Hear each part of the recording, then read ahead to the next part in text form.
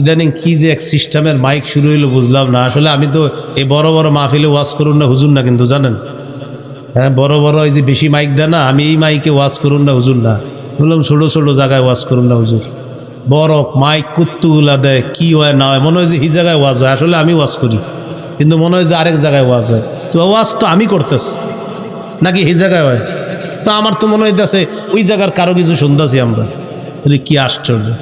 Mic পিছন থেকে দুইটা দিবেন, এইদিকে সুন্দর, শেষ, আর কিচ্ছু লাগে না। না, কি বক্স বুকস আরো কত কিছু যে লাগান, এটি তো গজল গায়ে যারা হ্যাগোয় না লাগে, এদিকে আমার লাগে, আমি গজল কই,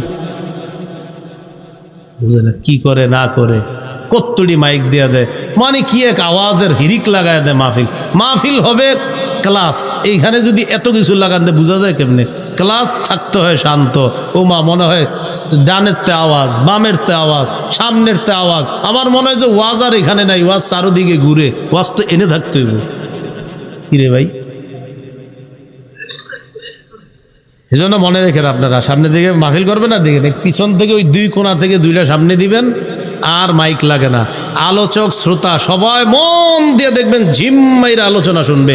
আর এই যে বেশি মাইক কি জানেন, বেশি মাইক হলো লাফাও কতক্ষণ, খালি ফাটায়া ফুটায়া যাও, কি যে ফাটাইছো এটা কিন্তু বুঝি নেই, তুমিও না আমরাও না, বাস এটা হলো ফাটানো, লাভ কি?